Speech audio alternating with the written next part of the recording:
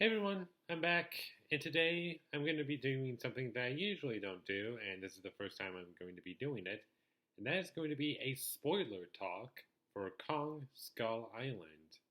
Now, if you haven't seen Kong Skull Island yet, I suggest you leave this video and watch my spoiler-free review, and that should be down in the description below.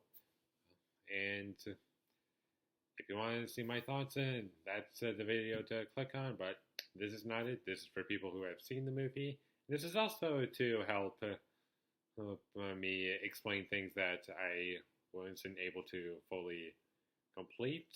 And there's just more I wanted to say, and I just can't stop talking about this movie ever since I saw it. So let's dig into this. So, which should I start? I think the best place to start is the humor. Now, I didn't really get to talk about the humor because I kind of felt that the video was going on for too long. The humor in this movie didn't work for me, and a problem that I forgot to mention was just about all of these characters, they're being developed through the humor, and you're supposed to like them, but the problem is the jokes just didn't land. That or I just didn't understand them, which is also a possibility. I just didn't understand why 95% of the jokes were funny. And I was in an audience that had like 50, I was in a theater that had 50 people in it, and I saw this movie in the morning, and usually there's not too many people there, and they left it, they found four more jokes that they found funny that I didn't laugh to, and there's like 50 jokes throughout the entire movie. I left to like two or three of them, and they probably left to like a total of seven, which is more, but that's still pretty pathetic. The humor was very weak in this movie, and I can't really compare it to. I'm not sure if Godzilla had like a lot of humor. And when I say Godzilla, I mean 2014 version Godzilla, not 1998 Godzilla. Don't get it wrong. Sorry. Another issue that I had was some of the special effects. There's a scene in the movie where Kong is basically laying down. He's just all tired, and he's about to die by Samuel L. Jackson's character. When the actors were just talking, they looked real, but Kong looks like he belongs in a movie that came out like 20 years ago. It looked pretty bad, I gotta admit. Yeah. It just didn't work for me, is what I'm basically trying to say. And there are other moments in the movie too, where, like when Brie Larson's character is trying to connect with Kong, the actors have like a look on their eye, like they don't know what they're looking at. That was another problem I had, and I'm not saying all of the CGI is bad when humans and the creatures are interacting. It's just some of the scenes just don't work for me. Alright, I feel like I'm just using this video to explain things I didn't like, but there are some things that I like that I do want to talk about, and that's going to be the end fight. And when Kong is up against this skull crawler that killed his parents, or the species that killed his parents, it was really fun to watch. And when Kong is putting his last blow on this thing, he has Brie Larson in his hand. He just punches the thing in its mouth and just like rips out on whatever he can find inside of it. That was really awesome. It reminded me of the ending of Godzilla, where he just takes the Muto's mouth, opens it up, and then it was so awesome. That made my money's worth in Godzilla. And this movie, it wasn't as awesome because I technically already saw that. But I'm not saying it's bad. I said it was really fun. Just not as good as it was before, is all I'm saying. Another thing I wanted to talk about is some of the scenes involving the humans. And I know I kind of bragged about the human characters in this movie, when it's just, there are a couple of scenes that work with the characters. And you saw this in the trailer where Samuel L. Jackson is just pointing his gun at John Goodman's character. And I believe he says, "You are going to tell me everything I don't know, or I'm going to blow your head off."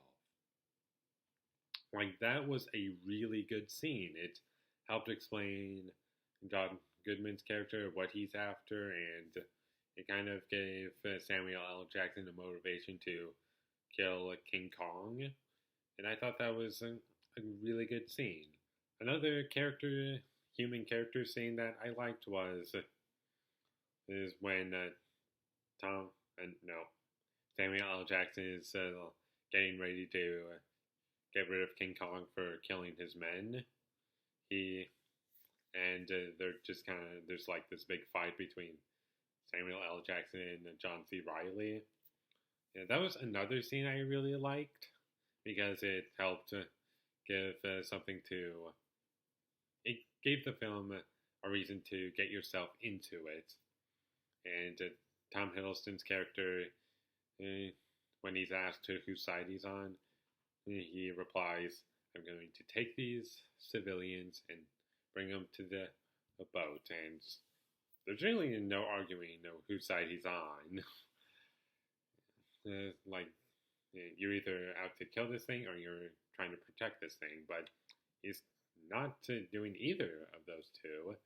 So he's just getting civilians over out of there. And I felt that that was a decision that really allowed Samuel L. Jackson's character to feel a little human, just like not a machine that, oh, you hit me and now I'm going to hit you back.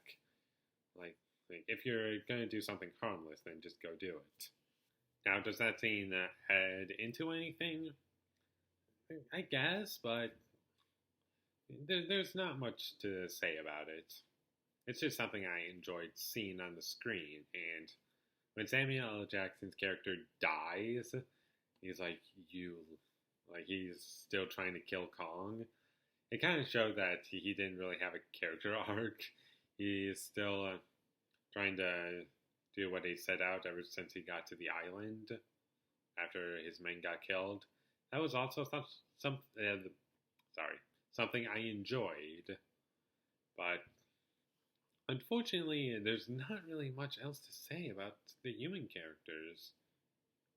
They're just kind of there. They do whatever the script needs them to do, and then the movie ends, and you're fine with it, but there could have been a lot more. I'm not saying this movie was bad. I'm just saying there's a lot of room for improvement.